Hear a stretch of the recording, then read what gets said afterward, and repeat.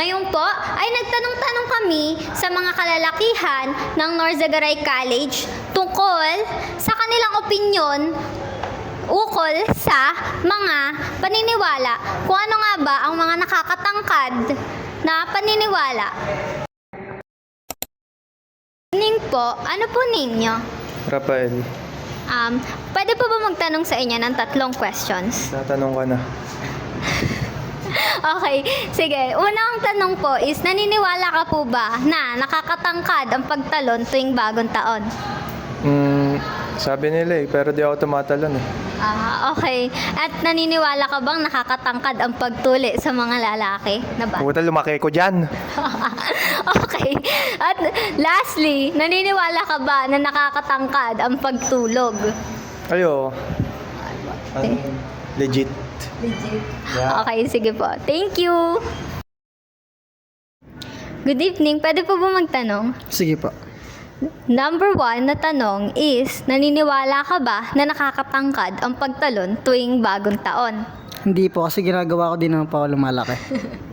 Okay, pangalawang question.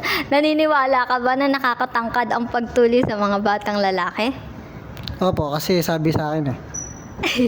Okay, so last question is, naniniwala ka ba na nakakatangkad ang pagtulog tuwing hapon o tanghali?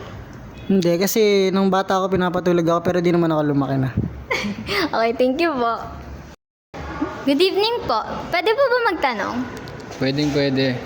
Naniniwala ka po ba na nakakatangkad ang pagtalon tuwing bagong taon?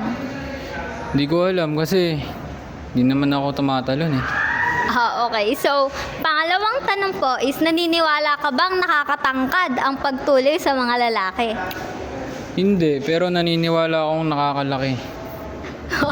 Okay. Last question is, naniniwala ka ba na nakakatangkad ang pagtulog ng hapon at tanghali? Hindi rin, kasi nung bata ako, nagtutulog-tulugan lang ako. Yun lang. Okay, thank you po. Good evening po. Pwede po kayo matanong? Yes po.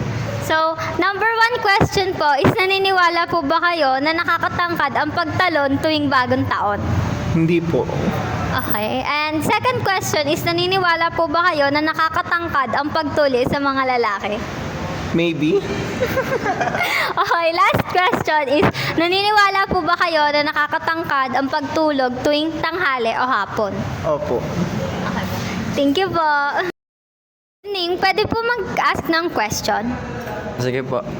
Number 1 question po is, naniniwala po ba kayo na nakakatangkad ang pagtalon tuwing bagong taon? Oo. Okay, second question naman po is, naniniwala po ba kayo na nakakatangkad ang pagtuli sa mga bata o sa mga kalalakihan? Hindi. Hindi. Okay, last question is, naniniwala po ba kayo na nakakatangkad ang pagtulog tuwing tanghali o hapon? Oo. Thank you po.